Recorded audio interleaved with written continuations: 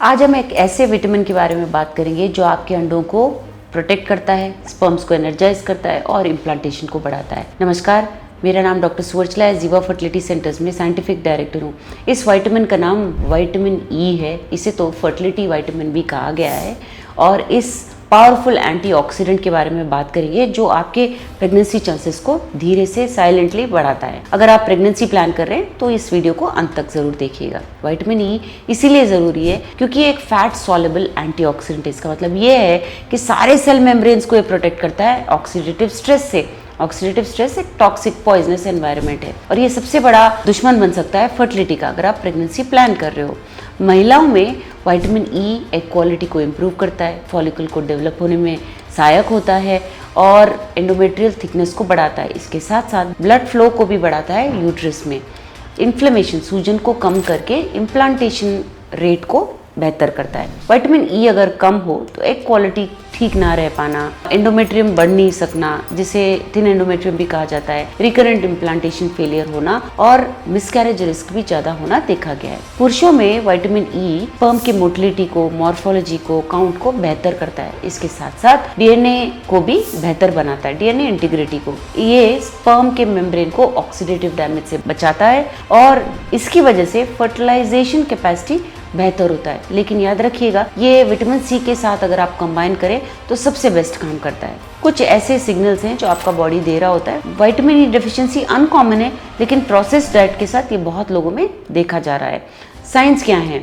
Signals हैं कि skin बहुत ड्राई है, हेयर फॉल बहुत ज़्यादा हो रहा है, मसल वीकनेस, थकान होना, इम्यूनिटी ठीक नहीं रहना देखा गया है फर्टिलिटी पेशेंट्स में। इन सब के साथ साथ एग क्वालिटी ठीक ना रहना, स्पर्म क्वालिटी लो रहना, आईवीएफ बार बार फेल होना देखा गया है। ऑक्सीडेटिव स्ट्रेस यूजुअली धीरे धीरे बढ़ता रहता है और विटामिन ई इससे लड़ने की क्षमता रखता है। तो पहले हम विटामिन ई के नेचुरल सोर्सेज के बारे में बात करेंगे क्योंकि फूड ही सबसे इम्पोर्टेंट मेडिसिन है। बादाम में, हेजलनट्स में, मूंगफली में, avocado, sunflower seeds, spinach, broccoli, olive oil, आम में, गेहूं में बहुत अच्छी मात्रा में ये पाया जाता है क्योंकि विटामिन ई फैट सॉल्युबल है। इसको हेल्दी फैट्स के साथ ही बना के खाइए क्योंकि अब्जॉर्प्शन बेटर होता है। सो सप्लीमेंट्स लेना चाहिए या नहीं? फर्टिलिटी केयर में सप्लीमेंट्स दिया जाता है, स्पेशली जब एग और स्पर्म का क्वालिटी अच्छा ना हो, ऑक्सीडेटिव स्ट्रेस ज़्यादा हो, जैसे कि डायबिटीज़ की वजह से, स्मोकिंग, ड्रिंकिंग, ओवरवेट की वजह से अगर ऑक्सीडेटिव स्ट्रेस का अनुमान ज़्यादा है तो ये दिया जाता है। आईवीएफ अगर प्लान कर रहे होते हैं या रिकरेंट इम्प्लांटेशन फेलियर हो रहा होता है तो ये दिया जाता है। टिपिकली डोसेस 200 से 400 इंटरनेशनल यूनिट्स डेली दिए जाते हैं।